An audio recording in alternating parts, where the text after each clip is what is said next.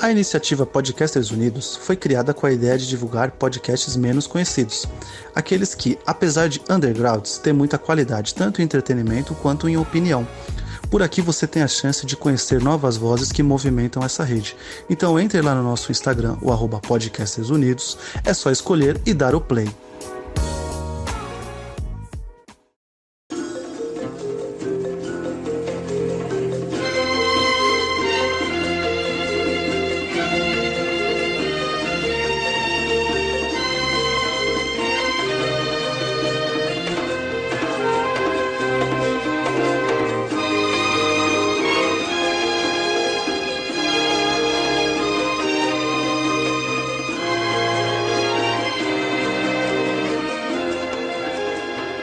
Hey, pessoal, sejam bem-vindos ao 49º MaguilaCast, o 49º de muitos. Eu sou o Anônimo, falando diretamente de São Paulo, e eu queria ter um galo de briga. Ok, justíssimo. Bom, aqui é o Guimel, direto de Anápolis, e eu nunca mais ouvi o violino da mesma forma, cara. Não peguei. Filler, mano. Inclusive esses violinistas eruditos aí que tocam no ombro, bullshit. Exato. Aqui é o Jabolô, diretamente de Cotia, e eu sou fã de Roots desde o álbum do Sepultura. Nossa. Jesus. Essa eu não vi chegando. Ultimamente eu tô dando boas entradas. De vez em quando vai. Aqui é o Polônia, diretamente de Queime Balongo, e eu admito que eu não pensei na entrada. Na real, o Jabolô roubou minha entrada, mano. Não roubei nada. Não vem pensar não, tu pensou no bagulho agora, tipo, caralho, tem Sepultura, puta. Mas foi uma bela entrada, Jabolô. Foi uma excelente entrada, já falou. Talvez a melhor entrada desse programa, mas enfim. Muito obrigado. Hoje nós estamos aqui num programa muito especial. Saibam vocês que se o MaguilaCast fosse feito pelo Guimel, ele seria assim. MaguilaCast 40 foi a minha vez de brincar, NBA. MaguilaCast 43 foi a vez da Alone, Beatles. Aí agora é a vez do Guimel. Tem que fazer concessões de vez em quando. Mas enfim, nós estamos aqui hoje para falar de uma série que nós não dávamos nada. Delson nos apresentou, a gente foi um pouco relutante, mas pasmem. Que série, Delson? Putz, a saga de uma família americana. Excelente recomendação, hein, Deus. Só que a gente não vai assistir Star Trek não, viu? Não, essa foi boa, Star Trek eu sei que não é. Acho que foi a maior recomendação que eu recebi em anos, mano. Essa aqui é a melhor recomendação, ó. Recadinhos!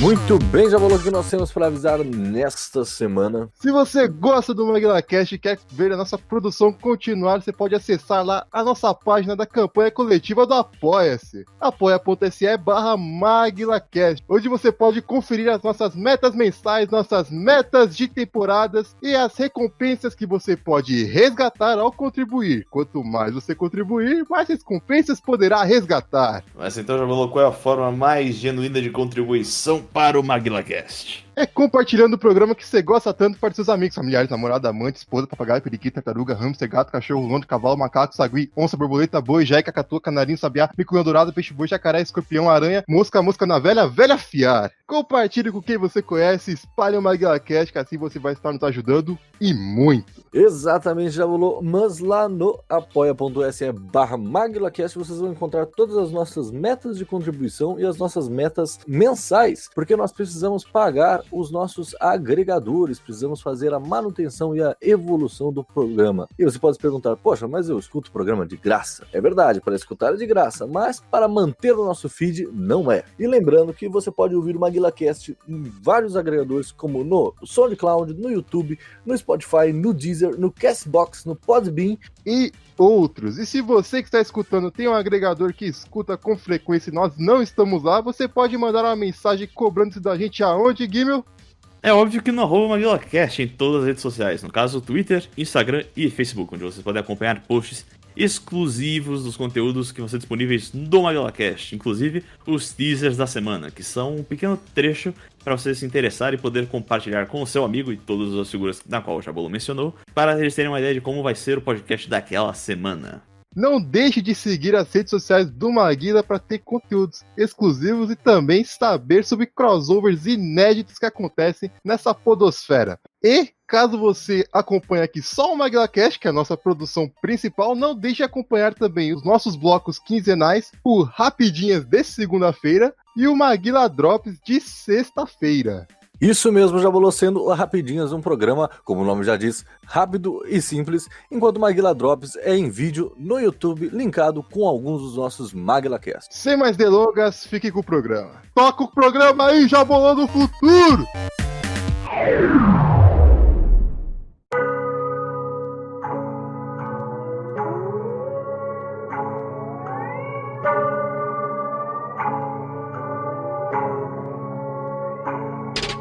A gente tem uma motivação muito clara pra fazer esse programa aqui, não é mesmo? Sim, ela chegou assim, cara, eu tenho uma boa recomendação de série pra gente assistir, que tal? Tá bom, vamos ver. Ah, legal, bora gravar. Resolvi o MaguilaCast, um abraço, hein, gente? Até semana que vem. Até semana que vem, falou. Não, mas sem zoa, essa série é um dos... talvez seja, assim, em níveis dramáticos, vamos colocar assim, um dos maiores Blaxploitation, não é mesmo, Deus? Não, mas com certeza, Alan, isso acaba tomando um grande espaço, cara, em toda a questão de importância pra televisão americana, cara. Sem Roots, pode-se dizer que não haveria diversos shows que a gente vê hoje em dia, como, por exemplo, a própria questão dos quadros do Key and Peele, questão do show do Dave Chappelle, toda a questão de ter uma figura afro-americana no forefront de uma série era impensável. Até que Roots veio a surgir. Toda a questão do posicionamento dela também, tendo em vista que é uma série de 77, que vem nesse período após toda a questão dos movimentos de direitos civis e tal. Toda a questão dessa atmosfera dos direitos civis acaba tendo influência direta na formulação do próprio Roots. É verdade, que ano que é? 77. Ah, então é bem durante, né? Um pouco depois, talvez, mas ali bem durante, né? Toda a movimentação ali, Martin Luther King, aquela coisa toda. Agora eu devo questionar aqui os historiadores no seguinte. O programa aqui, a gente mensurou ele pro Dia da Consciência Negra. Dia da Consciência Negra é um feriado nacional. Por que, cara, a gente tá falando de uma série americana? A gente não devia estar falando do zumbi, José Patrocínio. Deixa eu lhe perguntar uma coisa, Jabolô. José Padilha, bom diretor nacional, certo? Sim. Diretor legal, Tropa de Elite e tal, aquela coisa toda. Aham. Ele fez alguma série sobre o zumbi? Não. Ele fez alguma série sobre o José do Patrocínio? Não. Ele fez alguma série sobre o André Rebouças? Não. Ele fez uma série que está sobre a Princesa Isabel? Não. Então, nós não temos muita opção. Você só aceita esse fã do Padilha? Não, pode ser de outro diretor, mas enfim, não fizeram. Eu vou procurar isso agora. Tá certo, bicho. Vale a pena também destacar que, embora o feriado da Consciência Negra seja um feriado nacional, ele é um feriado nacional optativo. Tem muitos municípios que escolhem não comemorar o feriado da Consciência Negra, o que é uma sacanagem, diga-se de passagem, mas enfim. Não, na realidade, eu acho que, assim... Olha o que tu vai falar. Não, eu ia falar que eu acho que o feriado deveria ser no 13 de maio, né? Faz mais sentido na minha cabeça. Por quê? Você tem que lembrar que nem todo mundo aqui é historiador, principalmente os ouvintes. Pô, Jabolô, mas você foi à escola... talvez nem todos os ouvintes tenham ido à escola, é verdade. Mas, enfim... Eu sei que é por causa do abolicionismo, que é a Lei Áurea, eu sei. Só que é sempre bom contextualizar as coisas aqui. Tá bom, tudo bem. Ouvinte, você que é um ignorante, você que é um completo abobado. 13 de maio é o dia da assinatura da Lei Áurea, é o dia do fim da escravidão no Brasil. Caso você não tenha completado o primário. Eu entendo o que você diz, mas é que o dia 20 é a suposta data da morte do Zumbi dos Palmares, né? Que foi um dos maiores líderes negros do Brasil. Então, ser no dia 20 de novembro, pra mim, é uma data que é coerente também. Eu vou te perguntar uma coisa, Guilherme. Alguém, tipo, a maioria do povo brasileiro só conhece 2 feriados no ano. Você não pode pedir muito mais, né? Natal e a Páscoa. Exato. Os que vêm antes do carnaval, os que vêm depois do carnaval. E carnaval não é feriado, carnaval é uma entidade. Carnaval é um pedaço de Brasil. Exato. Voltando pro que interessa aqui. Voltando pro que interessa. Voltando pro que interessa, o fato de isso não ter esse enfoque afro-brasileiro, por si só, acaba sendo porque, como a gente acabou focando em questão de produção cultural de matriz afro-americana no sentido mais geral, não afro-americano no sentido de estadunidense. Discordo. Por quê? Eu vou dar uma explicação muito simples pra esse programa aqui, na real. A gente tá fazendo um programa sobre a série, que é uma série de Blaxploitation americana, ligado todo o sentido americano. Então, como a gente vai falar da série, que é uma série americana, a gente tem que explicar a luta negra americana, é isso. Eu ia dizer que a camada afro-americana tinha maior papel na questão de conseguir formular cultura nesse período, mas enfim, questão de formular abstrações culturais, começou a produzir mais filmes nesse período e foi um pioneirismo na questão de produções afro, mas enfim. No Brasil também. Ah, no Brasil também. Você pode considerar o Grande Otelo também, mas enfim. E o Dias do Nascimento. Martin Luther King já volou? Já volou, por favor. Martin Luther King. Eu? É, você cresceu assistindo Todo Mundo Odeia o Chris, você tem obrigação de saber. É muito engraçado você ter comentado isso, mano. É verdade, né, mano? O Chris, ele fazia todos os trabalhos baseados em Martin Luther King. Exato, então você tem que saber. Você vai dar o contexto de Jabalou, eu dou o contexto de... Eu já dei um contexto sobre Everybody Hate Chris. Lembrando que a questão dos direitos civis de afrodescendentes é algo muito complexo que merece um programa à parte. A gente só vai contextualizar o recorte do recorte do recorte da situação pra gente poder contextualizar pra entrar na série Roots. Vai, Dálcio. Bom, tá certo. A questão do contexto da questão dos direitos civis é muito simples. A questão de formulação sobre a questão dos direitos civis por meio do Dr. Martin Luther King. O Dr. Martin Luther King tinha formulado uma ideia baseada nos ideais apresentados por Gandhi na resistência ao imperialismo britânico de fazer uma resistência pacífica e dar um approach que fosse integracionista para a questão racial. Ou seja, vamos parar com a segregação. Que, pra quem não sabe, na época, tinham escolas propriamente feitas com professores negros e com alunos negros, e tinham escolas brancas feitas compostas, na realidade, com professores brancos. É o conceito da lei Jim Crow, né? Iguais, mas separadas. Tem essa influência das leis de Jim Crow, que acabaram dando esse caráter segregalista para os Estados Unidos. Tem uma história envolvendo o contexto de Jim Crow que eu não sei se eu quero contar, porque eu não quero ser cancelado. Não, conta aí, qualquer coisa a gente tira. Então, o Jim Crow é um personagem feito com blackface, como a maioria desses personagens estereotipados daquela época. Aí eu lembro que no primeiro ano eu tinha um trabalho de arte que a gente tinha que representar um... Calma lá, pô. Lá vem. O Lolo já sabe do que. A gente tinha que representar um quadro de um artista brasileiro. No meu grupo foi escolhido um dos quadros do Cândido Portinari, que era o lavrador de café. Aí, como eu era o cara com a pele mais escura do grupo, o mais forte, inclusive, pra ser um, né? Todo mundo olhou pro Mameluco e falou, mulato, né? Exato, Tudo ali, né? cara aí. Tudo ali. Exatamente. Aí fui eu representar o lavrador de café numa historinha meio bibliográfica que a gente fez e contou a história de como o cara pensou em fazer o quadro e tudo mais. Aí no final vinha um recorte assim, a gente fez uma moldura feito em algum tipo de papel, cartolina, não sei. Macarrão. Macarrão. Macarrão. Aí a moldura vinha pro final assim, meio que da peça que fazia, e ele enquadrava comigo na pose do quadro, né? O problema é que eu fui caracterizado como quadro, aí era pra passar sombra na minha cara e no meu corpo pra fazer sujeira, né? Aí a porra da menina resolveu passar a sombra inteira na minha cara. E virou um blackface. Virou blackface. Já rolou aqui, ó, canceladíssimo. Blackface. Jesus, mano. Eu lembro disso aí. Ele lembra que eu passei pro banheiro lá do Zulê, com a cara toda preta, todo mundo não tá entendendo nada, tipo. Que porra é essa? Era aquelas sombras prova d'água, eu passava o bagulho não saía. Eu tive que esperar alguém arrumar Acetona. o papel umedecido aí, né, pra tirar aquilo da minha cara, que não dá. Mano, Jesus. Que história, bicho. E eu consegui associar essa história com a Lady Crow. Olha que coisa. Olha a mente do Brasil. Canceladíssimo. Acabou uma graça. Eu nunca fui muito amigo do Jabulu, disso. Que filha da puta. Ainda bem que não conheci o Jabu dessa época aí, mano. I have a dream that one day this nation will rise up, live out the true meaning of its creed. We hold these truths to be self-evident, that all men are created equal. Aí aconteceu para lá perder por Martin Luther King acabou sendo assassinado por um homem branco em 1968, se não falha a memória. É que eu conheço mais no Malcolm X, que eu gosto mais da figura do Malcolm X. Você prefere o Magneto do que o Professor X. Sim, sem dúvida nenhuma. Mas o... agora até quebrei aqui minhas pernas. Não, é porque o Martin Luther King ele tinha essa questão da desobediência civil e tal, mas era sempre, né, uma passeata mais... Pacífica. Pacífica, em momentos 100% pacífica. É interessante esse caminho que ele e o Malcolm X vão ter, né, porque eles vão meio que... O Malcolm X que era muito radical e vai cada vez mais ficando menos, enquanto ele cada vez mais radical no sentido de violento. Até que ele morre, né, Antes de fazer a transformação.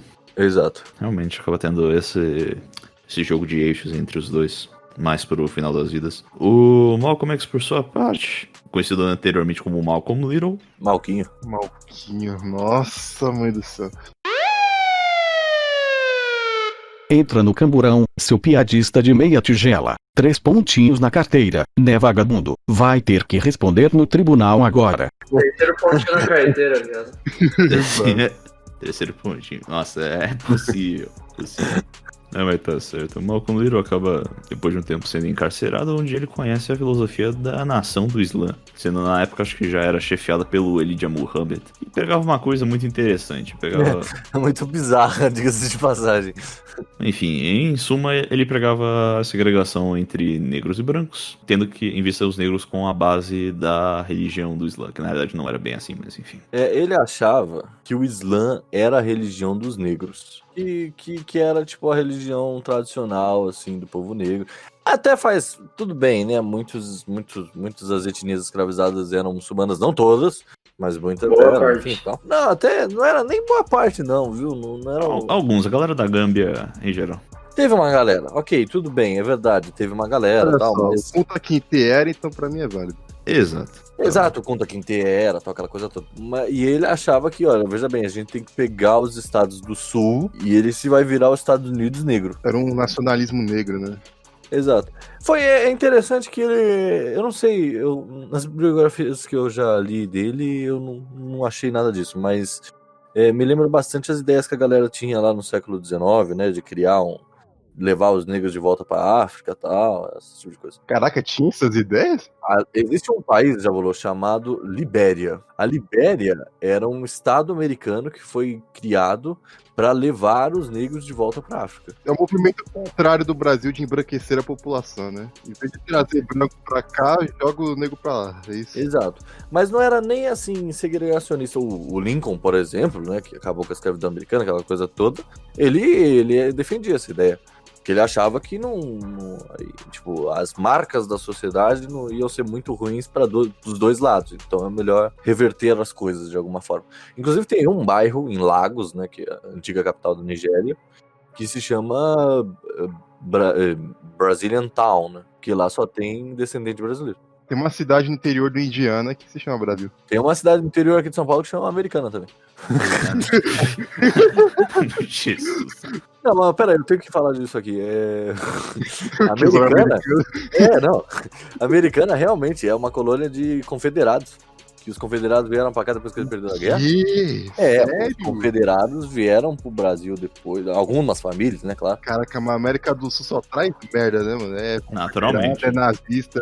Se você achou isso incrível, eu vou te falar.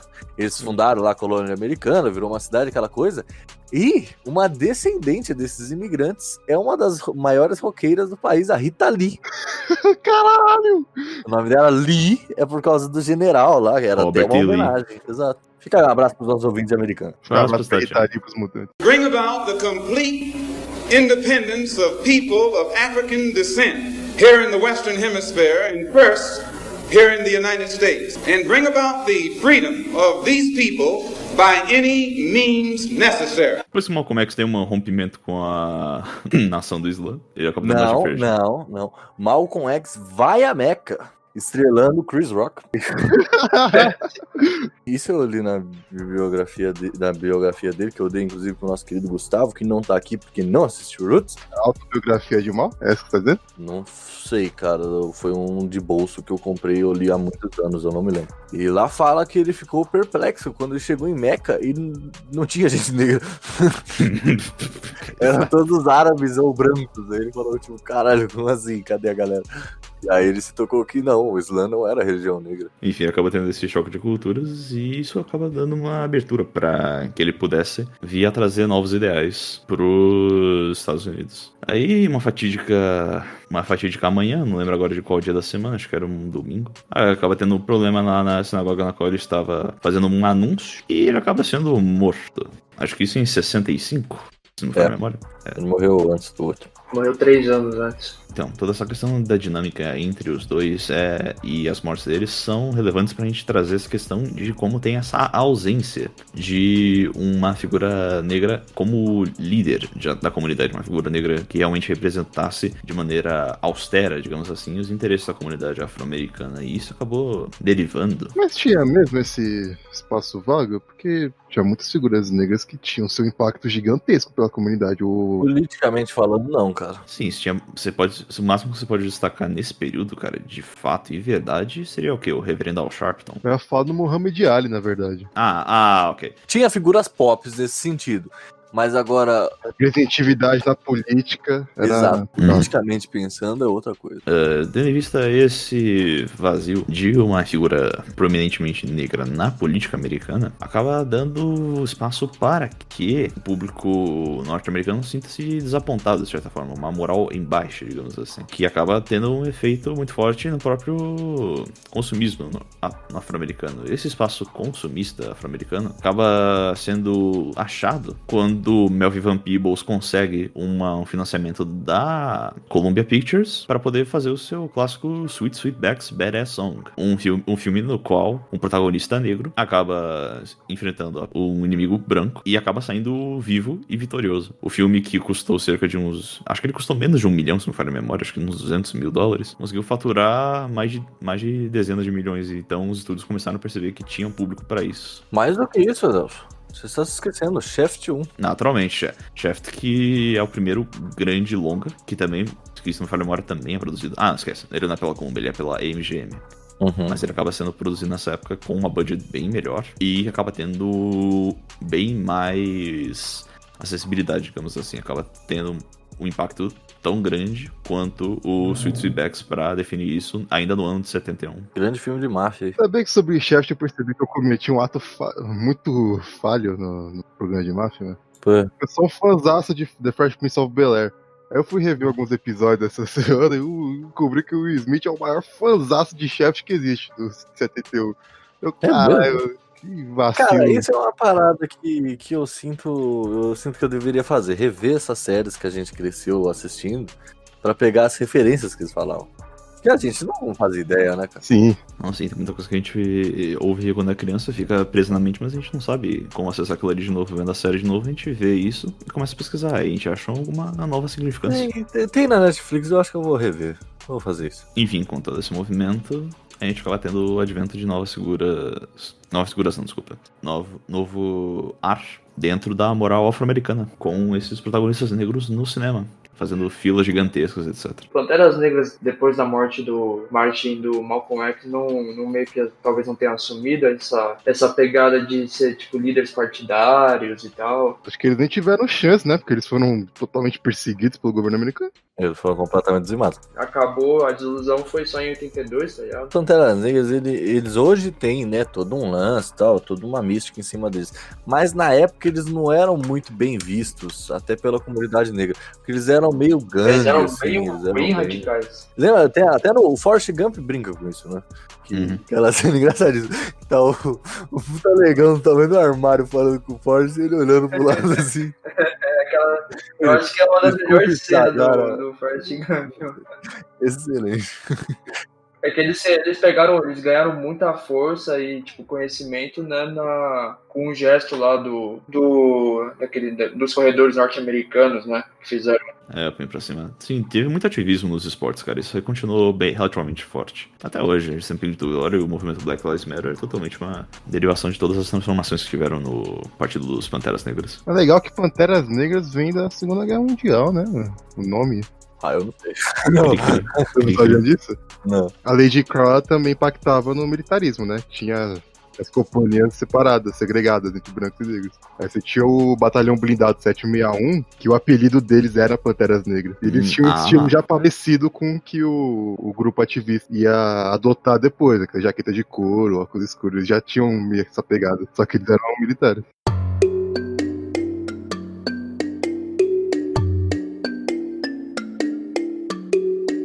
Roots é uma série, né, que dos anos 70 e tal, como a gente tá falando aqui, e ela é baseada num livro, né? Bom, antes da gente falar do livro, na realidade, a gente tem que falar um pouquinho sobre a questão do próprio Alex Haley, cara. O Alex Haley, que é o autor do livro, ele nasceu na família que representa a série, que fique bem claro, a série tem um caráter biográfico. É semi-lendário, né? Semi-biográfico, sim, porque tem alguns elementos Semi-lendário que parece que é coisa de... semi-lendário parece que é, tipo, é o mito, né? O grande mito da família Reis. Semi-lendário parece que Zeus andou dando uns pulinhos por aí. Ele foi membro da Guarda Costeira Americana durante vários anos, aposentado e tal. Quando ele se aposentou de fato na Guarda Costeira, ele seguiu alguns anos... Não mais aposentado porque ele já faleceu, né? Mas... Não, ele faleceu em 92. Caralho. ele já faleceu? Polônia vai se ferrar também. Ele faleceu em 92. Ele se aposentou da Guarda Costeira e começou a seguir essa pesquisa com relação às ancestralidades dele, das histórias que ele ouvia da avó dele com relação a isso. Ele via as mulheres se reunindo, as mulheres da família lá no Tennessee, que é a terra natal dele, reunido e falando sobre essas figuras, essa família totalmente estranha. E depois ele percebeu que na realidade aquela era a própria família dele, que é a história da qual ela estava contando. A família também não tinha muita coisa que conversar, né? Que todo mundo só falava da mesma coisa. Realmente. Não, mas eu sei que a minha família é igual. O padrão, a família é igual, né? Mas enfim, aí ele começou a fazer essa pesquisa e ao mesmo tempo ele começou a ganhar um pouco de destaque como jornalista. Ele foi, na realidade, o primeiro entrevistador da revista Playboy. Olha só, caralho. Caralho, quem dizia?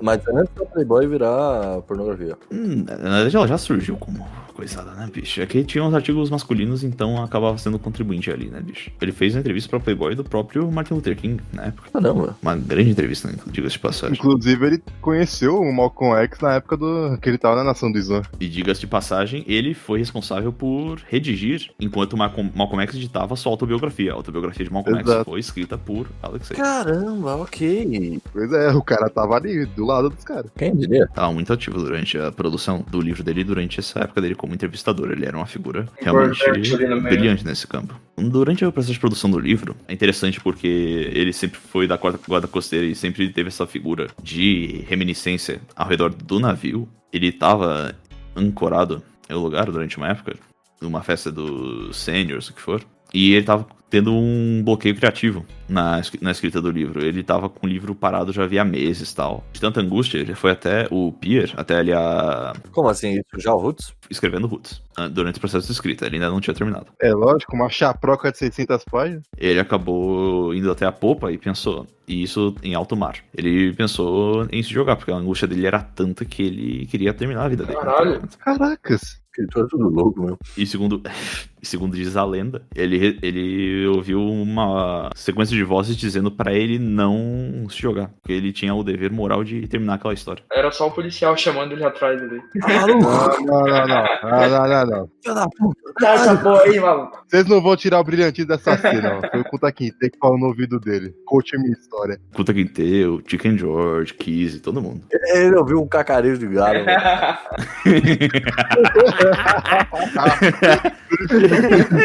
I am a Mandingo warrior. I don't think you, Mandingo warrior. Not yet. Well, I'm in manhood training to become a Mandingo warrior. Alex, ele termina o livro em 76, ano do bicentenário da independência americana. Isso, alguns meses antes dele terminar o livro, ele estava com um esboço pronto, só que ainda não tinha sido publicado. Ele foi aproximado pelo David L. Whopper, que era um produtor de televisão da rede ABC, a ABC Television. E ele chega pra ele e diz, olha, eu tava com uma ideia de uma história familiar e tal. Alguém me disse que você teria uma ideia interessante pra colocar na mesa. E o Alex, ele ficou 2 horas contando pra ele a história da família dele e ele disse, beleza, acho que eu vou comprar os direitos. Assim que foi publicado, David L. Warper comprou os direitos e já começou a produzir a série no próprio ano de 76. Então, peraí, a série veio já direto do livro? Tipo, Direto do livro, assim como o Poderoso Chefão. olha só. Que nem o livro do Tropa de Elite, o Elite da Tropa. Não, eu já ouvi falar, sim, mas a minha primeira referência desse livro é a Rochelle dando um esporro, acho que no Chris, talvez, não sei, não lembro, e ela falando, você acha que você é quem? O Kunta Kinte? Nossa, eu não lembro disso, mano. Caralho. Olha como todo mundo deu Chris, educa a gente, mano. Que a minha referência de conta também é de Everybody Hate Chris.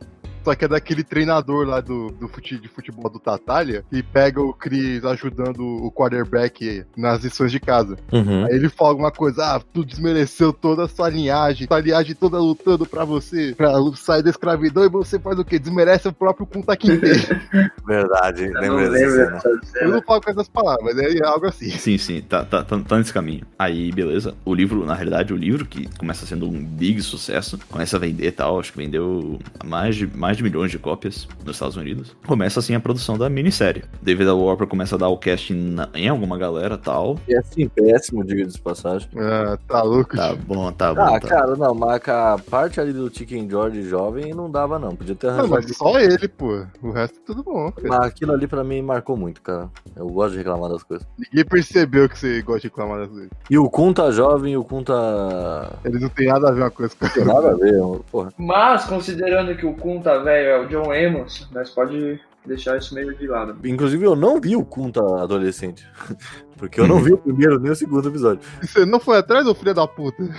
Eu também, eu defendo o Guilherme aqui porque eu não vi o 4º episódio, então. Aí, ó, Dan, só eu fui teu companheiro fiel aí nessa empreitada. Giovana não assistiu, não tá aqui gravando, fica aí o. Essa nota de refúgio, né? Nota de refúgio Nota do Maguila.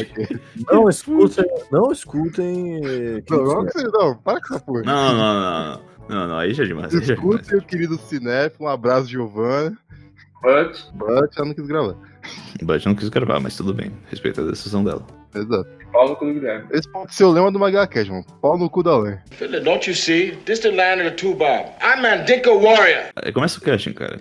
O LeVar Burton, por exemplo, que depois começou a se consagrar em alguns outros seriados que eu não vou falar o nome aqui, pra não irritar o Jabolô nem o Alone. Que seriado? Digamos que... Ah, tá, Star Trek. Exato. Ah. Nesse caso do Roots, foi o primeiro papel dele pago, que ele foi estreando, LeVar Burton na série, né? O próprio John Amos, ele estreou no primeiro Blaxploitation, então nada mais natural do que castar ele como lead. Outras figuras também, o Moses Gunn, que já tinha feito vários papéis também, o Ben Vereen, que ele era, no caso, mais comediante, ele era um cara mais versátil, que é o cara que faz o Chicken George. Aproveitando que você mandou um mais comediante, tem o Luis Goza Jr., que fez o ilustre Justiceiro Encapuzado do Watchmen HBO. É, foda. Sim. Que faz os melhores personagens do Roots, que é o Fido. Ele faz o melhor personagem de Watchmen HBO também. Inclusive, escute a Maguila Cash número 2 sobre o Watchmen HBO. Um tempo longínquo do Magrafete, mas não. Eu que não assisti o ótimo, mas, tipo, caralho, o bichão tava vivo no Root e tá até hoje vivo, mano. Exato, pô. E só fazer personagem é foda, bicho. Eles deram uma envelhecida nele ali, que ele não é tão velho assim. Quer dizer, hoje em dia ele é, mas na época não é. Na época não era. Na época deram uma envelhecida legal nele, a maquiagem tá de parabéns. A envelhecida do Finger foi a melhor maquiagem da série inteira, mano. Pô, pintaram o cabelo dele, porra. Diferente de outras envelhecidas que teve aí no resto da série que nós vai comentar mais pra frente, ele foi a melhor. Ah, mano, a série de 77 tá exigindo demais também. Ah, lógico. Mano, os caras nem conseguiam ver o óculos dele na televisão, isso é verdade. Mas é que teve algumas coisas engraçadas. É verdade, aquele óculos de leitura que não fazia sentido nenhum ele usar. No primeiro episódio, quando nós tava assistindo, tipo, a neve era sabão, tipo, claríssimo, mano. Aliás, agora que você mencionou sobre cinegrafia também, eu vou jogar também a nota da trilha sonora. Trilha sonora também, um dos pontos altos da série, diga-se de passagem. Sensacional. Então, a trilha sonora combinada com a entrada, né, mano? O primeiro episódio, por si só, ele acaba sendo ficou dividida entre o Gerald Fry e o Quincy Jones. Quem não conhece o Quincy Jones, basicamente foi o cara que lançou o Michael Jackson na carreira solo, bicho. Pô, se não conhece o Quincy Jones, você está morto, né? Onde você viveu os últimos, sei lá, quantos anos você tem. Pô, olha o trabalho que ele fez no Fresh Prince of Bel-Air, mano. Todo ali... Exato. Ele que aparece com aquele cabeção nos créditos finais. Ele é taxista da abertura. É taxista da abertura também. O Gerald Fry merece uma nota à parte. Ele compôs a trilha sonora de Roots, já bolou. Mas sabe também outra coisa que ele também compôs? Star Trek? Ele compôs a música do episódio de combate entre o Kirk e o Spock. Aquela lá. Nem fudendo. É sério, eu não tô zoando, bicho. Disclaimer aqui, ó. O Delso ficou a semana inteira depois que a gente viu Roots.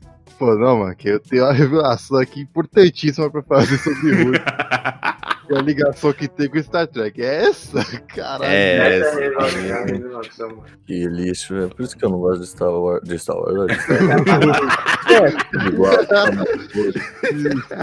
Boa. A gente pode se dizer que Roots foi o auge da carreira dele. Então. O único trabalho bem feito, né? Foda. O maluco é referenciado a cada meia semana. Vocês falam isso, mas tudo bem. Porque eu tô considerando Star Trek e Roots. Então o Roots é o auge. I am a Mandingo warrior. I don't think you Mandingo warrior. Not yet. Well, I'm in manhood training to become a Mandingo warrior. Aí acaba tendo toda essa questão da produção e tal. Eles produzem durante um pequeno período de tempo lá. Acho que em 3 meses eles terminam a série, porque teve muito pouco material de corte, etc. É uma série bem simples de se fazer, na realidade. Uma minissérie também, né, bicho? 8 capítulos, mas enfim. Questão de figurino e tal, essas coisas sim, mas não era nada que demandasse muito. Os caras colocaram calçadinho numa época que não tinha. Exato. O mais difícil de a gente considerar ali é a roupa dos confederados lá e acabou. Que também, dependendo dos anos 70, onde você for, não é tão difícil de encontrar, não. Mas... Realmente, agora que você falou. Pensando é fácil, na realidade. Deixa pra lá. Só precisa bater em algumas portas ali pelo sucessor. Não, você tem como emprestar ali. Só roupa Essa confederada. bandeira aí, por favor. Se nós for pensar bem, até hoje. Exato. 2020, se você for uma passeata republicana aí, tu consegue as bandeiras confederadas. A bandeira com certeza. O uniforme aí é mais complicado. Eu vou ser cancelado agora porque eu vou defender a bandeira. Não. Cala a boca, tio. Não. Vou. Porque o Stray Cats usa a bandeira como símbolo da banda e ninguém vai falar mal do Stray Cats nessa porra. Foda-se, mano. Eu gosto pra caralho de Pantera, na qual o Dimebag Darrell, a guitarra dele tem, tipo, o símbolo dos confederados, mano. Nem por isso eu defendo, velho. É porque é muito típico do sul. Mas enfim. Tem aquela banda, o Stephen Skinner, que faz o Sweet Home Alabama, eles também confederados pra caralho. Mas aquele ali, pô, se os Estados Unidos existissem hoje em dia, Sweet Home Alabama seria o hino do país, mano. Tem isso também, tem isso. Aí a série acaba ficando pronta depois de algum tempo e tal. O pessoal diz que a produção em si foi muito pesarosa, assim, não foi uma produção muito divertida, digamos assim, não teve muitos momentos engraçados que nem a gente vê na paródia do Dave Chappelle. Filme? Na série? Na série, a galera tava com um clima bem pesado. Mas acho que, tipo, pô, já Bolou criticou pra caralho o querido Galinha George, mano. Mas ele, na minha opinião, foi o personagem, tipo, mais alívio cômico da série inteira, tá ligado? Calma lá, você tá colocando essa bagagem em cima de mim que eu detestei o cara? Não, porque foi logo em seguida na... Foi o primeiro episódio do cara, eu já vou... Esse maluco aí, tio. É lógico, mano, o cara tava desmerecendo o conta, tio. Calma, galera. Calma que a gente nem falou. Que a gente nem falou da plot ainda. Não desmereça o conta na minha presença. Philip, don't you see? This the land of the two bob. I'm Mandingo warrior. Vão de lançar a série. Lançam ela em 8 dias consecutivos. Começa a ter uma comoção nacional, porque muita gente tinha visto o livro e tal. Começa a ter uma comoção. Bar fechando. Galera na Copa, né? Volta em 5 horas pra ver o jogo do Brasil. Nesse nível. Bar fechando pra ver a série? Caralho. Brasil na Copa, mano. Inclusive, o final da série é o terceiro momento televisivo americano com o maior número de espectadores. Então, caralho. Eu tenho certeza que os outros dois são Super Bowls. É que no caso, na tabela, sem os Super Bowls, né? Com os Super Bowls aí fica bem. Aí, tipo, vai ter todos os Super Bowls, tipo, na frente, tá ligado? Exato, aí tem que contar um monte de Super Bowl aí, e dependendo de quem apresentar no intervalo, aumenta pra cima ou pra baixo. Aí acaba acontecendo vários efeitos do próprio Roots dentro da cultura americana, né, bicho? A questão de que, tipo, começa a ter os bebês, né? Com o nome de Kunta, ou Kizzy, por exemplo, começa a ter esse boom. Mas é tipo, porra, é tipo daqui não, mano. Sei lá. O que vai aparecer de Neymar aí pelo. Já apareceu, mano. Vai aparecer ainda mais, né, mano? Eu pensei que você ia falar da galera que nomeou a filha de Daenerys. Tem isso também. Eu nem pensei nisso, graças a Deus. E se arrependeu profundamente alguns anos depois. Exato. Mas fica aí um abraço aí pro nosso querido amigo Fuzi. Homenagem ao grande Ronaldo Fenômeno. Não tem nada a ver, tipo.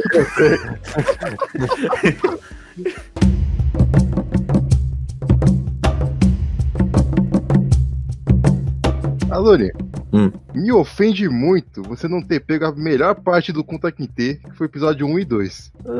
Eu peguei por espírito.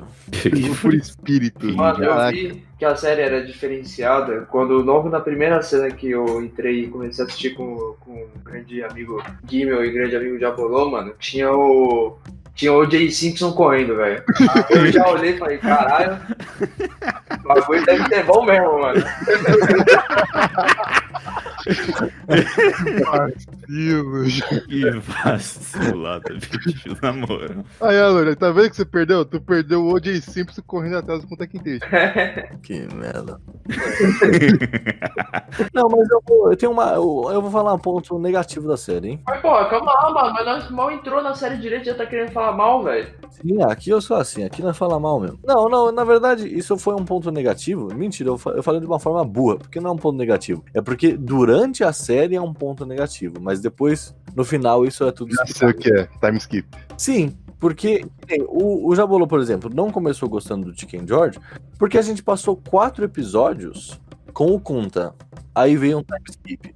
Aí foi um episódio, mais ou menos, que tinha o Kunta ali também, com a Kizzy. Aí veio mais um time skip. Aí já vem o Chicken George e tal. É porque a Kizzy nem tanto, né? Que ela já tava mais velhinha. Mas o Chicken George vai ficar o resto da série. Tem muitas pontes na série, né, mano? Tipo, tem o Kunta, aí, tipo, a Kizzy é meio que uma ponte pro arco do Chicken George, tá ligado? E o Chicken George pro filho dele, né? Não, sim, isso faz sentido na questão de que é do livro e tal, que é uma questão bibliográfica, você não encontra a fonte das galera tão fácil assim. Mas a construção da série, no meio, enquanto você está assistindo, é chato isso. Porque você quer ver o Kunta, você acha que a série é sobre o Kunta. De certa maneira é mesmo, mas você acha que ele vai ficar lá até o final. E de repente vem um maluco falando mal dele. É quando você fecha a obra que o negócio encaixa perfeitamente, assim. Mas é aí que eu acho que tem um ponto muito positivo da série, tipo, por mais que, por exemplo, ela seja uma série só de 8 episódios, né? Pô, querendo ou não, você espera que numa série de 8 episódios seja o mesmo personagem, porque, mano, tipo, pô, o Kunta é o fodão da série, tá ligado? É o cara que você se prende. Só que a série, ela tão, tipo, os caras soube trabalhar tão bem essa questão dos personagens, mano, porque, por exemplo, o Kunta é o puta personagem, tá ligado? E aí, tipo, logo em seguida veio o Chicken George, que aí no começo, nesse caminho, um cara meio estranho, tá ligado? Só que ele é um cara tão carismático, mano, que você até esquece um pouco do Kunta, tá ligado? Tirando o Jabolô não, mano. Agora que eu parei pra pensar aqui, eu acho que a gente veio um pouco, pelo menos eu, a gente veio meio mal avisado o que era. Tipo, a gente não tá acostumado com essa pegada, tá ligado? Não é nem questão de não estar acostumado, é questão de... A única referência que eu tinha de Roots era o que a gente acabou de falar aí nos últimos blocos, que era de referência de Todo Mundo Odeia o Chris. O Kunta. Então, quando o Deus falou raízes da série do Kunta, eu pensei, beleza, ele é o personagem principal. Não sabia do contexto de ser uma história de uma família, o padrão da família americana, que sai da África escravizada e adquire a sua liberdade. Não, justo. É que na realidade, eu queria emular, de certa forma, a experiência que eu mesmo tive, porque eu vi Roots não sabendo a carga que ele tinha. Não tô dizendo que a culpa é tua, puta. Eu vi a série também, tipo, pô, por mais que eu já vi esse episódio aí do Todo Mundo com o Chris falando do Kunta e tal, mano, eu não fazia nem ligava uma coisa com a outra, tá ligado? Tanto que eu não fazia a menor ideia do que seria a série. Não, eu só, de verdade, assim, óbvio, eu tinha referência Todo Mundo Odeia o Chris, mas a History Channel fez, né, um remake e tal da série. Mas eu, por exemplo, nem sabia. Bem ruim. Eu nem sabia, tá ligado, que existia. Eu, por exemplo, eu soube que Roots era uma narrativa com elementos biográficos, cara, só no final. Só vendo lá o Alexei falando, ei, eu sou o Alexei, então, eu soube da minha avó sobre todas as histórias. E eu fui pesquisar e achei essa questão das minhas raízes. Eu fui percebendo isso de acordo com que eu ia vendo a série, que a gente ia conversando. Aí depois eu deixei de lado essa minha implicância, que realmente o Kunta é um dos melhores personagens da série, que carrega ela por 4 fucking episódios. Desde a adolescência até a fase adulta dele, onde ele vai ter a filha e depois ele morre. Não, e outro, tipo, o Kunta, assim, ele já é um personagem personagem que ele já veio pronto. Não, senhor. Não, senhor. Eu não tô falando que ele não teve evolução. Eu quis dizer que a gente começa vendo já comprando a briga dele. A gente já sabe que ele é o protagonista e que a gente vai, né, ele já consegue comprar a gente. Tá, sim. O Chicken George, você tem uma evolução maior. Porque no conto Porque a gente vê ele lá na África, adquirindo experiência dentro da cultura dele, de se tornar um Mandinka Warrior, dele ser capturado lá pelos capitães do mar, sendo trazido da África pelos navios negreiros, e a luta que eles fazem um motim no navio, depois é vendido aqui no sul da América, dos Estados Unidos, não do sul da América. Então realmente, é muito mais fácil de comprar a luta do Kunta. Sem falar que ele gosta de lembrar a gente todo episódio que ele é Great Mandinka Warrior, né? Essa aqui não é a minha casa, que eu sou um guerreiro mandinka, e a minha casa não é aqui, a minha casa é lá na África.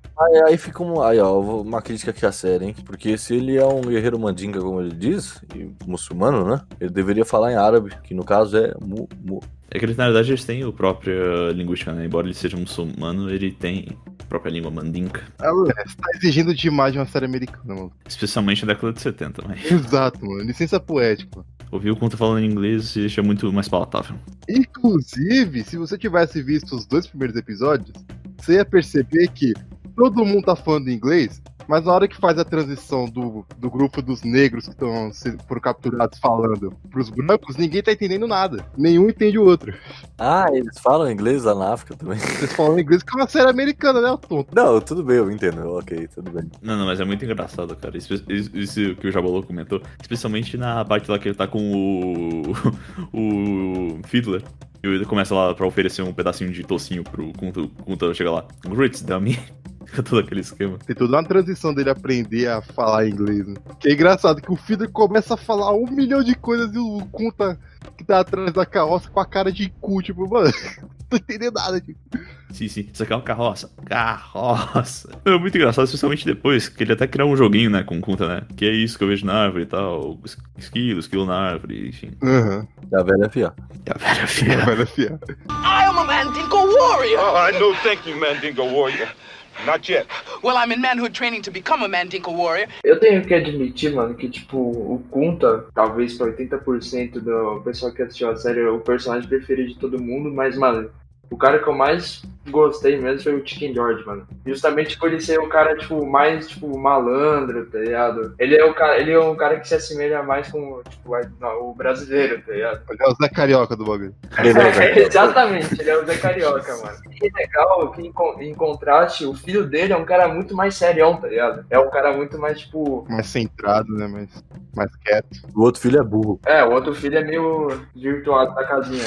O outro, ele é meio pilhado, né, ele quer... Não, ele é pilhado. É o cara que bate antes de perguntar. Eu gosto muito do filho mais velho dele, que é, tipo, um cara mais centradão, tá ligado? Sim, o Tom, ele tem muito essa seriedade e tal. Ele é um personagem bem sóbrio, né, nesse sentido. Mas o Chicken George é assim, eu acho que ele conseguiu dar série ali. O Kunta Kinte não era muito inteligente, né? É, exato. Ele, tipo, ele era... Ele era raçudo, mas ele era burro. É, mano, mas era todo o contexto, né, mano? Imagina o trauma psicológico do cara ser tirado do mundo dele pro mundo desconhecido, ter que se adaptar pra sobreviver. Não, justamente. O Chicken George, ele era tão raçudo quanto o Kunta Kinte, só que ele era esperto. Não, ele não era raçudo. Ele não era raçudo. Ele resolvia as coisas na malandragem lá, mano. Não, o White tem de tipos de tipos. Não, né? assim... O cara lutou na guerra, maluco. Não, tudo bem, mas tipo assim, o Chicken George, pra mim, na minha visão, por exemplo, ele começou a ganhar muito mais respeito quando ele foi que quis matar o pai dele, entre aspas, né? Que ele era pai porra nenhuma. Ele ganhou meu respeito justamente quando o Polônia falou aí que virou a chavinha dele de que não existe essa porcaria de o meu mestre é meu amigo, meu parceiro, não existe essa, tá ligado? Inclusive, isso aí é um ponto muito interessante, cara. A questão de dinâmica entre escravo e mestre, né? Acaba aparecendo bastante no programa e acaba aparecendo de maneiras muito diversas, não é sempre aquele esquema, tipo, não é só negativo, como vai aparecer mais tarde, e também não é só positivo, como aparecia antes. Eu acho que não existe positivo nessa questão, acho que existe um menos pior. Não, é menos pior, naturalmente, não chega a ser positivo de maneira nenhuma. Por exemplo, o pior mestre, sem dúvida, foi o do Chicken George, o Tom. Não, mas você tinha aquele mestre lá que, né, dentro do possível, era até um bom mestre, que era o... Foi o do Kunta Kinte lá, da mulher dele, esqueci. É, o primeiro e o último eram os mais suaves. É aquele filho da puta do Mor War, nossa, mano. É que aquele cara lá, mano. Então, mas isso foi uma parada que eu não gostei muito na série. Que o cara é um completo filho da puta. Aí o Chicken George fudeu ele. Que o Chicken George fez ele perder $20 mil. E ele não fez nada. Ele não ficou raivoso, não ficou nada. Ele teve que pagar dívida com o próprio Chicken George. A questão dos escravos, ele já tava falindo há bastante tempo. Não deu pra sustentar e acabou vendendo lá pro Harvey, mano. Não, cara, mas ele assim, parecia. Ele era muito malvado pra de repente ele só falar, não, perdemos, né? Não é que ele era mal. Não é que ele era inerentemente malvado. É que ele era bêbado. Não, olha, também. Esse é um outro agravante do cara. Não. Ô, Dessa, eu vou discordar de você, porque o bêbado não é mal. O mal que está bêbado. O mal que está bêbado, tá bom. A bebida não transforma ninguém mal, mano. Só tira os filtros, mano. Não, só tira os filtros, naturalmente. É o que diz. Maldito Urma. Aquele cara era malvado, sim. Aí ele é a mulher louca dele. Exato. É verdade, eu gosto menos da mulher dele do que dele. Pô, ela saiu atirando o Chicken George do nada, mano. Não, é que a mulher dele realmente não tem carisma nenhum. Isso é um pingo de dúvida. Exato, ele pelo menos era um personagem que fazia a trama seguir, ela só era chata. Querendo ou não, infelizmente, ele que é o pai do Chicken George, né, mano? Exato. Isso é uma parada, né? O sangue negro já não é mais 100%, né? Da família. Acaba expondo essa questão com o próprio comportamento do Chicken George, que é muito mais apegado ao mestre do que qualquer outro da figura da família do Kunta Kinte, por exemplo. Como que o Chicken George, no final da série, indo pro final da série agora, é óbvio que a gente vai voltar depois, mas última cena da série, quase a última, né? Ele fala ali, pô, chegamos. Como ele sabia que ele chegou? Não tinha nenhuma placa ali, não tinha nada, não tinha cerca. Tinha uma placa lá dizendo, condado de Lauderdale e tal. Aí ele marcou lá a terra, mano. Tem direito a pegar tantos hectares de terra dessa região aí, se vira. É isso, pô. Você acha que tá marcado aqui, ó, essa plaquinha aqui, ó. Essa aqui é o Chicken George. Do lado esquerdo ali. Lembra quando a gente jogava Minecraft, não? Que ficava lá marcado com a pá? Mas você tinha que ir lá marcar. Philip, don't you see? This the land of the two Bob. I'm Mandinka Warrior. A gente esqueceu de comer, quer dizer, esqueceu não, mas eu queria dar uma ênfase aqui, que essa série é cheia de atletas, né, mano? Tem o John Simpson e o John Emmons também era jogador de futebol americano, mano. Jogou pelo Denver e pelo Kansas, mano. Não era pouca merda não, mano. Puta, mano, eu não consegui respeitar o conta dele, mano. Pô, jogou por quê, mano? Ele tem a cara de bobo, mano. Ele tem a cara de bobo, nossa. É por isso que o Alon tá com a ideia de que o Conta era burro pra caralho. Porque na hora que ele falava aquela coisa, ele abria aquele sorriso de bobo. E aquele nariz. A verdade é uma só. A imagem que vocês têm do John Amos na sua cabeça não é o Kunta Kinte velho. Vocês têm a imagem do John Amos na sua cabeça do cara que é o dono do McDowell's no filme lá do Príncipe em Nova York. Essa é a verdade. Também. Pode ser. Que é a mesma cara de tonto. Vamos entrar no consenso aí que o Kunta, querendo ou não, ele era mais desprovido de inteligência, né, mano? Tudo que ele passou, isso daí é bem claro que, ele fugiu a primeira vez, recebeu as chicotadas lá, tudo que até, uma cena forte pra caralho, sinal a mais forte da série, tá ligado? A questão do nome dele. E aí a segunda, e aí depois ele foge a segunda vez, tá ligado? Sabendo que já tinha fugido uma, tá ligado? Ele sabia que ia dar merda, né, mano? Não, sim. E aí eles vão lá e cortam o pé dele, né? Não foi a segunda vez, aquela ali foi depois de muitas vezes. Ele já tinha fugido diversas outras vezes. Ele já era conhecido, era o cara que fugia. É, realmente, ele já era conhecido por fugir, pô. As costas dele é aquele esquema, né? O irlandês lá, eu esqueci o nome dele, que era o capataz do lugar, falava. Eu já tive que açoitar o cara tantas vezes que eu nem sei como é que ele ainda tem pele nas costas. Por mais de tudo isso, querendo ou não, o Kunta tem um bagulho que, mano, foi o que o Gimel falou pra gente durante a série. Ele não se ajoelha perante, ao mestre de jeito nenhum, né? Não, sim. A filha dele também segue a mesma filosofia. E isso é muito louco, você vê durante a série. Essa relação entre mestre e escravo. Os negros americanos ali, eles estavam meio que seguindo o andar da caminhada, o andar da carruagem. Total aquele esquema que ele tava conversando, cara. Que ele encontrou lá o Botem Bodiaco, né? Que é o cara que ia ajudar ele a fugir. Ele fala, não, parece que os negros que estão aqui esqueceram de onde vieram, tal, esqueceram. Eles ficam lá conversando, tal, até o Botem Bodiaco, que é o maluco, acho que era dos Akai People, esqueci agora o povo do qual ele vem, mas ele diz, Kunta, nunca esqueça dessas coisas, não esqueça de passar. Tanto que daí acaba tendo a ideia do Kunta de já passar o negócio tudo pra própria Kizzy. Que tem aquela cena marcante lá, ele desiste de fugir e chega lá pra Kizzy e tal, contando toda a história dele. Conta quem perdeu o pé e tal. Não é que eles estão aqui esqueceram, né? Forçado dá. Foi forçado, naturalmente. Foi sorte do Kunta e da família que deu continuidade que eles mantiveram essas memórias. Ele nomeou a filha com um nome africano, manteve as... Manteve as raízes. Manteve as raízes, isso, já vou ter que usar. Inclusive é interessante essa cena na qual ele tá falando lá com o Fiddler sobre, eu tenho que nomear ela Kizzy e tal, tem que dar um jeito de esconder isso aí do mestre. E aí, quando vê, Fiddler parou de tocar. Fiddler, infelizmente, acaba tendo. Nossa, mano, foi uma morte triste. Muito triste. Eu tava vendo em conjunto, só ouvi o Jabolo dizendo, não. Começou a ficar mais intenso o anão, mas realmente é muito tocante a morte do Fiddler, não tem nem o que falar. I am a Mandinka warrior! I know, thank you, Mandingo Warrior. Not yet. Well, I'm in manhood training to become a Mandinka warrior. Interessante a questão também da venda. Quando tem lá o leilão, quando eles chegam na América. Interessante é o cara vendendo, né?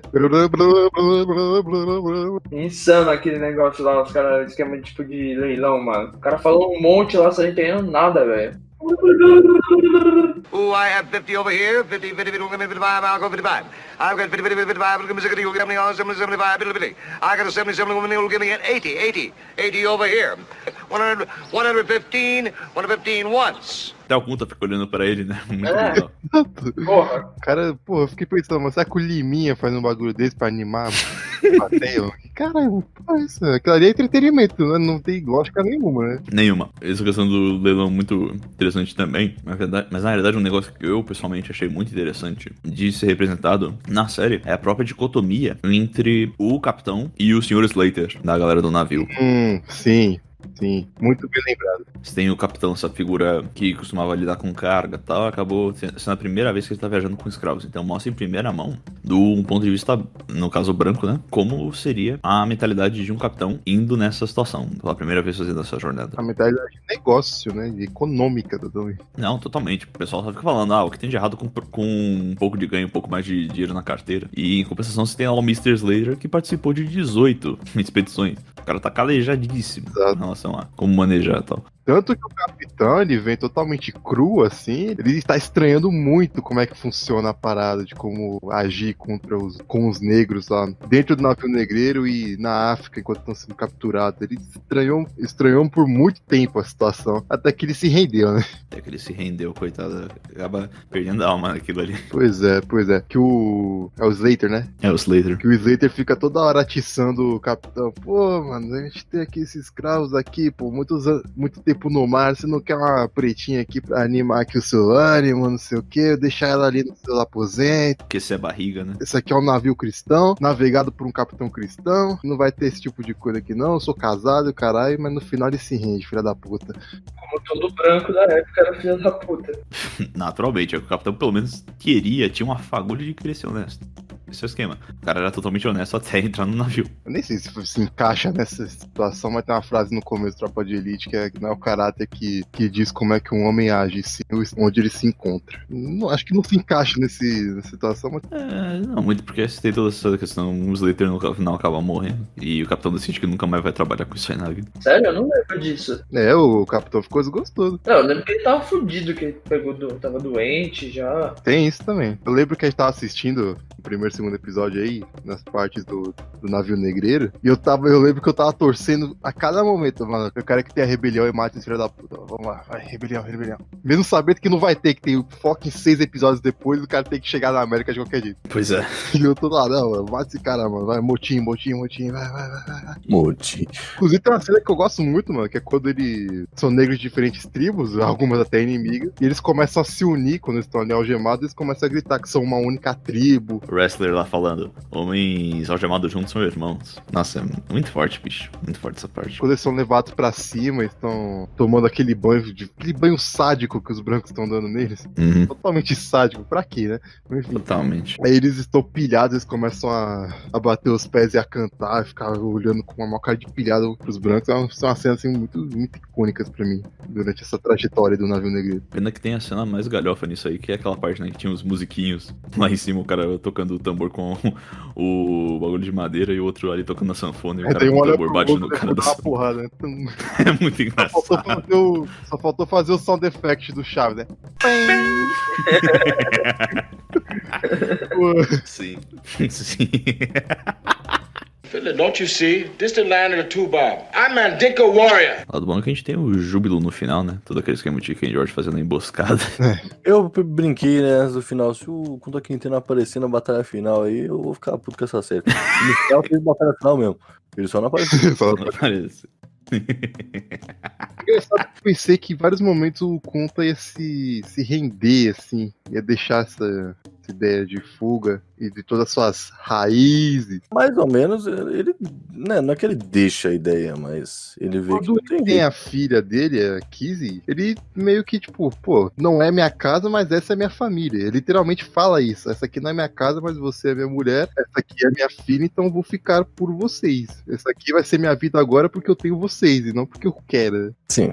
Mas depois que a filha dele é tirada dos braços dele, porque a menininha da Casa Grande tava ensinando ela a ler e escrever, e pegaram e venderam a filha do Conta pra outra fazenda. E essa aí sofreu, hein, mano? Cara, a Kizzy. Fala do Conta que sofreu pra caralho, mas a Kizzy sofreu muito.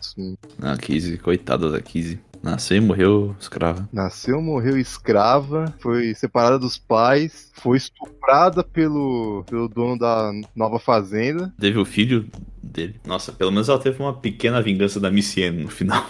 É verdade, né? Pequenininha, mas valeu. Porque os dois se encontram depois. Aí, pro pessoal que não viu a série, né? Os dois se encontram depois, a Missy Anne não lembra. Assim mesmo? Não vai contar essa cena. Não. A gente já contou tudo que acontece na série? Não. Tá bom, realmente, essa cena ali não vale spoiler, ela vale a pena ser vista de primeira mão. Exatamente. I am a Mandinka warrior. No, thank you, Mandinka Warrior. Not yet. Well, I'm in manhood training to become a Mandinka warrior. Vocês que já amaram o Chicken George aí, mal falaram do cara. Pô, a cena mais legal, o Chicken George voltando pros Estados Unidos, pô. Tá lá, mó legal, baita recepção que ele tem. Exato, velho, porque ele era o treinador lá da rinha de galo do Mestre Moore lá, aquele filho da puta do caralho. Quanto que ele perdeu? $20 mil, né? Perdeu $20 mil na aposta. Exatamente, eu comentei sobre essa cena com uma questão mentirosa. Eu não tenho dinheiro, não, relaxa aí que eu vi que seu galo foi bem treinado, então tem como a gente se pagar aqui, ó. Eu só quero que seu treinador vá lá pra Londres pra treinar os meus novos treinadores, então vai lá. A mulher que ele encontra lá, que é a esposa do Tom, a Irene, é a primeira figura, a figura mais velha que o Alex Haley conheceu em vida, da família do... Hã? Sério? É porque o Alex Haley nasceu em 1921, né? Caraca, maneiro. É bom que nessa parte da partida do Chicken George pra Londres, ele já tá com a chave virada, né? Que ele não tá mais amiguinho do mestre. Tanto que ele tentou matar o mestre. Se fosse a Kizzy. Se não fosse a Kizzy revelando pra ele que ele era o filho do mestre. Nossa, mano, que cena desgraçada, mano. O Chicken George vai lá, né? Fala com o Mestre Moore. Não, pô, que descobri que você é meu pai, né? E ele foi só um pouquinho direto, né? Pô, pensei que meu pai tava longe pra caralho, ele tá aqui do lado, né? Não, é isso mesmo, mano. Você mais 15 por aqui. Você mais 15, exatamente. Toda escrava negra que eu comprava, eu fazia isso. Então eu tenho uns 15 que nem você espalhado por aí. Porra, que filha da puta, tipo. Mas depois ele meio que, né, quando a água baixa na bunda, né, que depois, mais tarde, o Chicken George fala, eu passei lá na fazenda do fulano. Ele falou pra mim ficar lá e ajudar o pai dele, né. Sempre assim. Quando tá morrendo, percebe que não tem porra nenhuma, sempre assim. Vai atrás do filho, vai atrás de quem tiver. Porra. E o Chicken George manda aquela, não tem o pai. Exato. Eu gostei dele voltando pra casa, agora em outra fazenda, que, né, que a família dele foi vendida. Ele chegando, ele é mó famosão, sei o que, cara, mó. Ele chegou astro de cinema, viado. Mó galã, pá. Veio da Inglaterra, 15 anos.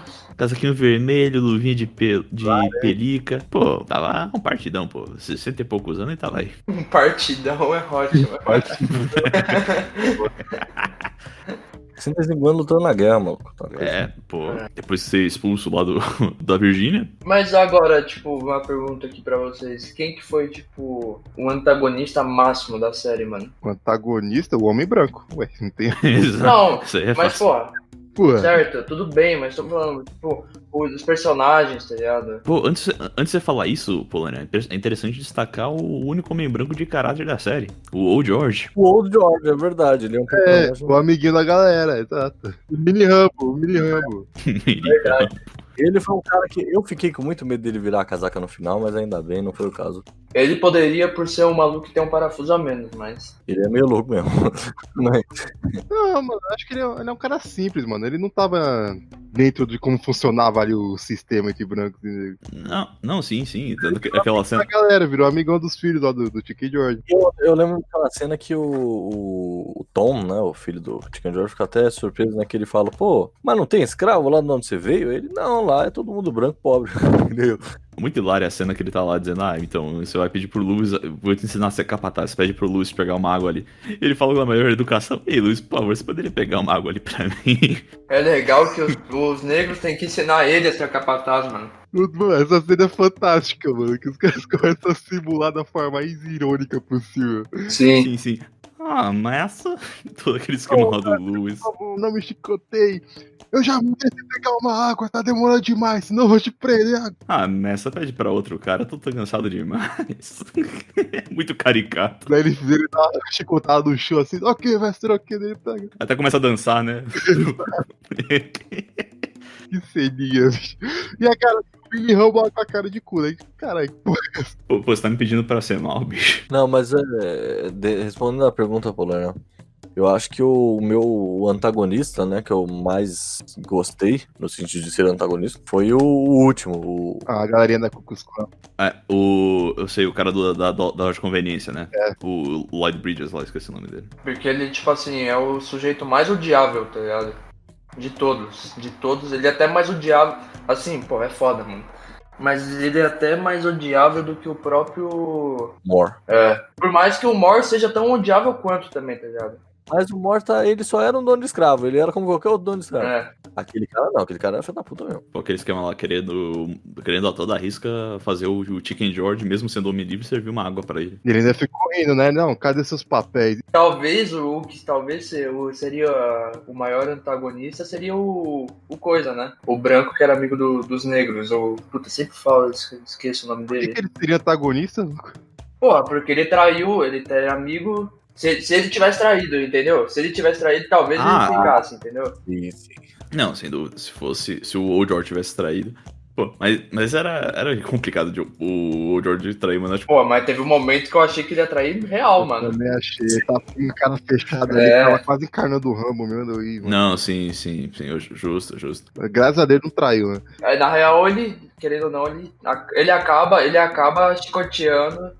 Ele chicoteou porque a galera supremacista lá tinha pegado o Tom e ia matar ele se não tivesse chegado. E fez a ceninha lá. Sim. Só que o Mini Hub, ele sentiu o gostinho do poder. Que ele tava assim fazendo papel lá de capataz da fazenda, não sei o que tava mantendo os pretos no controle, mesmo depois da escravidão, porque ele sentiu um pouquinho o gosto do poder, vai, mano. Que ele era um cara super tímido e ficou mais ousado no final, mano. O cara sentiu o gosto do poder e mudou um pouquinho. Ah, entrosou também, né, bicho? É.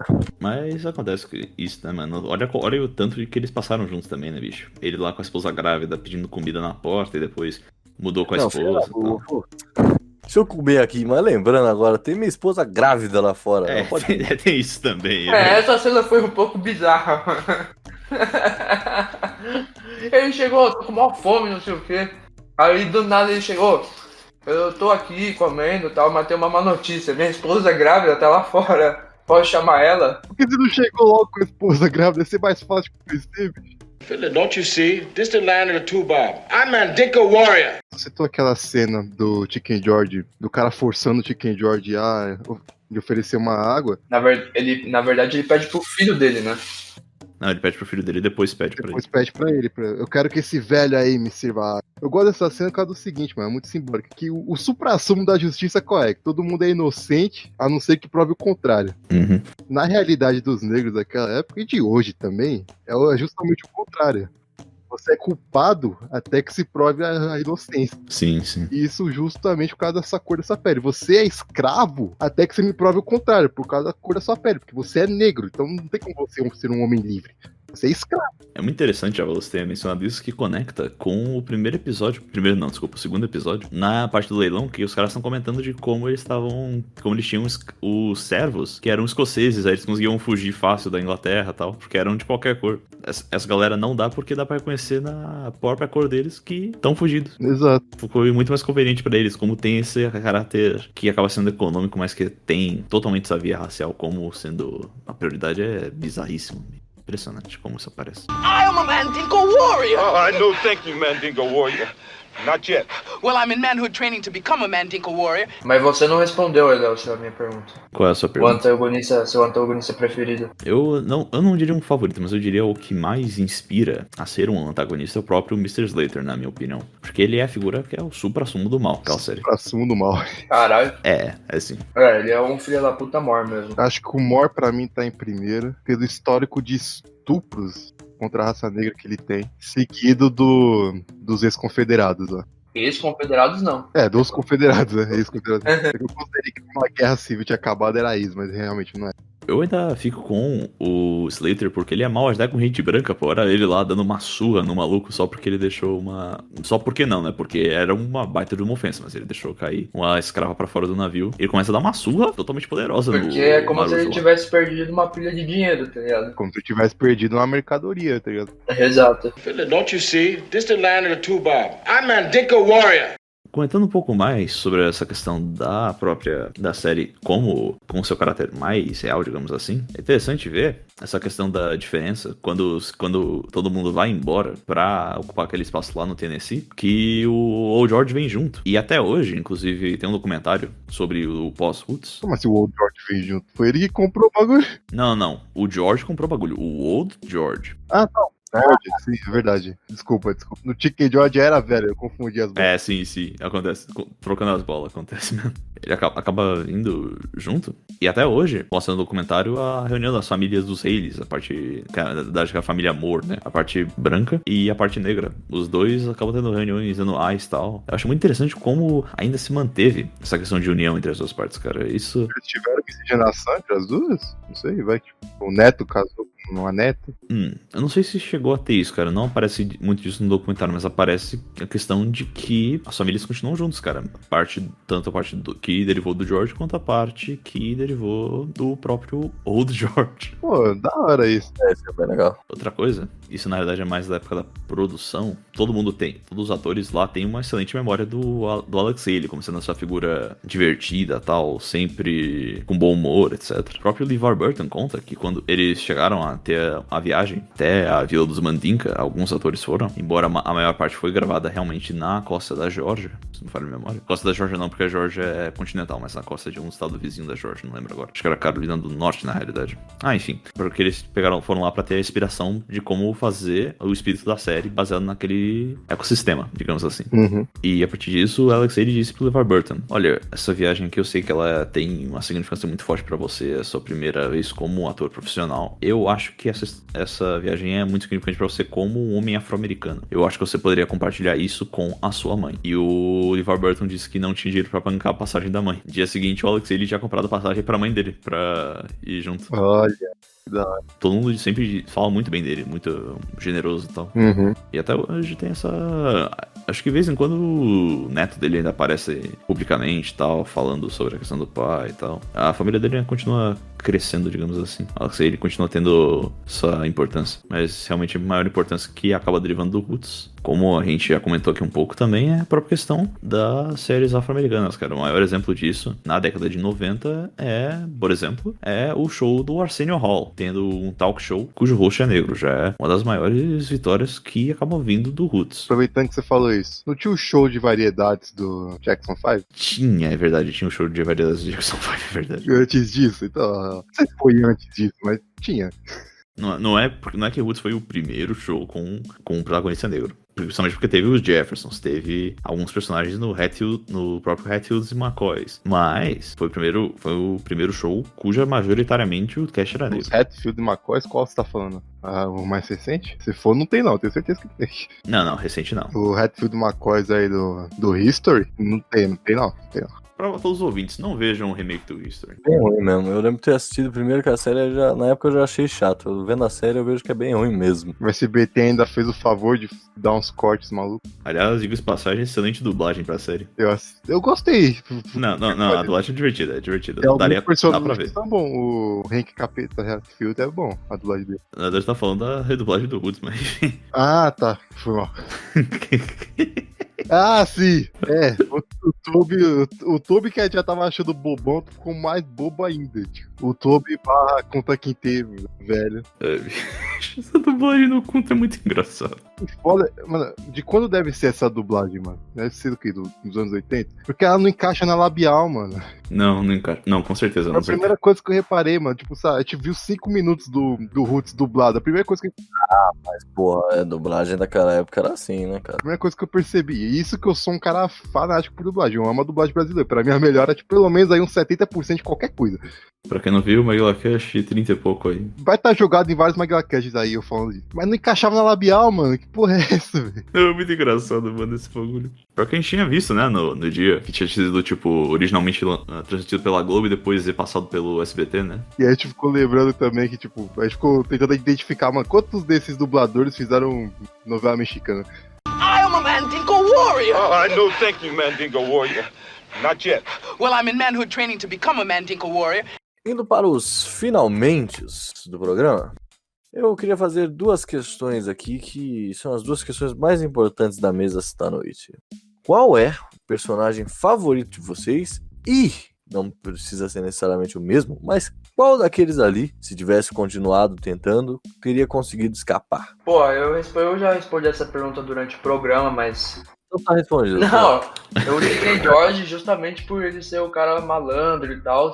E acredito que ele teria conseguido escapar porque ele foi o único que saiu do país, diferente de todos os outros.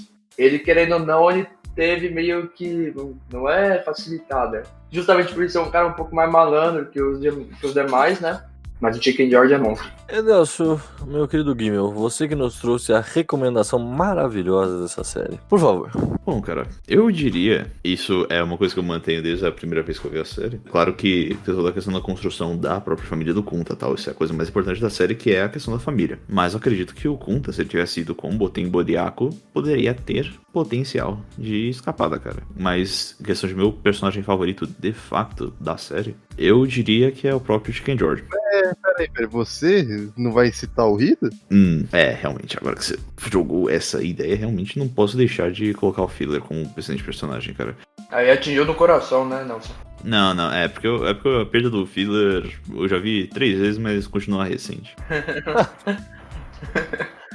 O personagem já era bom pra caralho. Ele subiu muito no meu conceito quando eu descobri que era o Justiceiro Encapuzado. Sim, eu realmente imagino. Mas o Fiddler, cara, ele é uma figura muito interessante, mas pela dinâmica própria que ele tem com o Kunta. Ele tem essa questão de ser, de fato, um professor, tal, ensinar o Kunta como viver nesse mundo branco e tal. Acaba sendo muito uma questão mesmo de um próprio guia nesse mundo novo, cara. Eu acho que isso, pelo papel do Fiddler, até mesmo como uma figura, de certa forma, paterna, que tá cuidando do Kunta, tá trazendo comida e tal. Ele é o que o Kunta nunca teve. E isso acaba crescendo muito, cara. E por isso a morte do Fiddler acaba sendo tão pesarosa. E acaba sendo um personagem que tem tanto peso, cara. Até o Louis Gossett Jr. depois conheceu o presidente Obama face a face. E o presidente Obama, quando viu que ele tava conhecendo ele, começou a falar: Fiddler, é o Fiddler. Caramba. É impressionante, cara. O impacto do Fiddler é realmente incomensurável. Tanto que ele ganhou o Emmy como melhor ator coadjuvante, o Louis Gossett Jr., por esse papel. Realmente é um personagem muito impactante. O Obama é gente boa até com a Líbia, né? Mas enfim. Críticas à parte, já rolou, meu querido companheiro de mesa. Cara, é difícil escolher um personagem só, né? Então tem muitos personagens muito fodas. Uhum. O próprio Kunta, que eu defendi com unhas e dentes aqui nesse programa. Diferente do nosso querido Polônia, que ficava falando desse Chicken George que maltratava do Kunta aqui. O cara usou o Kunta uma vez e ainda fez brincadeira que tava mancando. Porra, eu adoro o Kunta, mano. Tu tava falando merda aí. Calma aí, a mãe dele vinha puxar as raízes. Não, mas essa galera também só falava disso, realmente. A mãe tava tentando orientar o filho e ele não dava bola. Não, porra, o Chicken George tem que ver, ele é um adolescente revoltado, mano. A memória da avó, maluco. Ele dormia com os galos, tio. Eu acho que o Chicken George é um personagem do caralho. mas ele tem essa manchinha pra mim de que ele falou mal do Kunta. Porra, caralho. O avô que ele nunca conheceu, mano. Evolução, mano. Ele tem essa manchinha aí pra mim, ó. Não pode falar mal do Kunta. O personagem que eu vou escolher aqui, que é um dos meus favoritos, não é o mais, mas eu vou escolher aqui pela representação que ela dá na série, que é a Kizzy, que é uma mulher poderosa, foi separada dos pais, foi estuprada, criou o filho que é consequência de um estupro com todo o amor e carinho, que impediu o filho de matar todo o caos daquele mal que ela sofreu. Ela é uma mulher poderosíssima, uma excelente mãe, que educou muito bem o Ken George, apesar dele ter meio cabeça dura com o avô. Por isso eu vou escolher aqui. Pô, eu não conheço o avô, tio. Mas a Kizzy é realmente uma personagem tanto. Eu não gostei da Kizzy. Ela é um personagem irritante. É, cara, isso aí é triste. Pô, irmão, depois de tudo que ela sofreu, você queria que ela fosse 1000 amores também? Vai se fuder, tio. Não, só que ela é um personagem irritante. Ela é um personagem necessário pra série. É um personagem totalmente necessário, porque ela que ensina toda a galera lá a ler. Ela é foda. Ela é uma personagem que nasceu na escravidão, morreu na escravidão, mas que foi alimentada pelo pai sobre buscar as raízes africanas, sobre o conceito de liberdade que o pai tinha. Passou isso adiante pros filhos, e o filho, quando entendeu isso, passou pros netos, e ela também ajudou a passar pros netos. E ela deixou de casar com um maluco que era chato pra caralho. Aquele cara assim era chato pra caralho. Cara, é engraçado, mano. O cara era inconveniente pra caralho, mano. Justamente porque ele é um cara fraco. Ele é um cara que se curvava. A família do Kunta não se curvou em nenhum momento da série. Enquanto a você, meu caro amigo Alone, qual é o seu personagem favorito? E observação, não vale o Mini Ram. Não, apesar de eu gostar muito do Mini Ram, porque eu acho ele um personagem realmente legal, não era ele, não. Quem eu mais gostei da série, assim, analisando todo, né? Talvez não tenha sido o que eu mais tive afeto durante a série. Mas depois que você termina de assistir, você começa a analisar cada personagem, né? Foi o Tom. É mesmo. Que o Tom, ele é um cara que eu acho que ele conseguiu unir, e isso faz sentido pra cronologia das coisas, né? Ele uniu todos os sentimentos e toda a evolução de todos os personagens ali em uma coisa justa. Ele era extremamente justo. Eu vejo, tipo, né, que tem até na parte final, tipo, quando ele podia ter chicoteado o confederado lá e não fez, porque ele entendia que nenhum homem livre deveria ser chicoteado por mais fé da puta que fosse. Essa cena é boa porque muda totalmente a visão do oprimido perante o opressor. Aí altera o negócio, você vê o quanto que o opressor que se coloca naquela imagem santa na cabeça dele, coloca o oprimido como inferiorizado. Na hora que muda, ele é o mais fraco de todos. Mas é só isso no final das contas, é porque ele conseguiu trazer toda a evolução de todos os personagens numa figura justa e bondosa, né?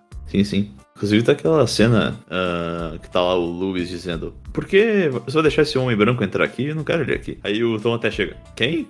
O Lewis, só tem um cara branco aqui. E o Tom olha totalmente surpreso, estupefato, e chega: ah, o George. Caralho, pô. O George nasceu com a gente aqui, mano. Cresceu com a gente. Jogar uma bola com ele ali na rua, tio. Caralho, mano. O George não tem culpa de ser branco. E respondendo a pergunta de quem teria conseguido escapar, Ken George e o Tom. Porque por mais que eles fossem homens livres, eles foram meio que, né, enganados pra se manter ali naquele mesmo status de escravos durante... Em boa verdade, eles escaparam. Em boa verdade, eles escaparam. Não da escravidão, mas sim da dívida. Sim, daquele meio de opressão. É mesmo, então a resposta aí tá dada. Quem escapou foi aquela galera ali. E aquele cara lá do tambor que não apareceu mais, então eu suponho que tem escapado. Tambor? Não. Eu nunca mais vi o Botem Bodiaco. Com certeza escapou. Não tem escapado. Que vai Deu tudo certo, mano. Imagina o Kun tá fugindo com o maluco lá, ficando no norte, beleza. Podia ter um remake do Roots 2020 com o Feeder sendo o Morgan Freeman. Nossa, Seria péssimo. um excelente Morgan Freeman. Não, seria um excelente Morgan Freeman, realmente.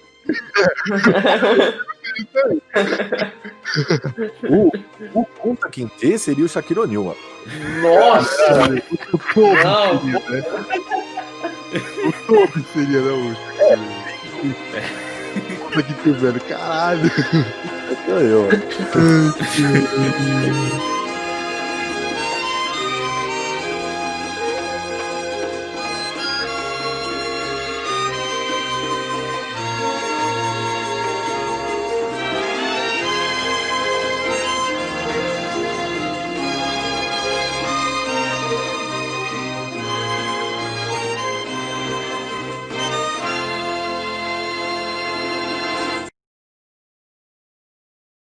Acompanhe no final de cada MaguilaCast quem está mais próximo de responder ao tribunal. Alone, 3 pontos. Gimel, 2 pontos. Jabulô, Giovanna, Léo e Rebeca com 1 ponto. Alone foi o primeiro a se tornar réu com o acúmulo de 3 pontos. Acompanhe seu julgamento no tribunal vexatório do próximo Rapidinhas.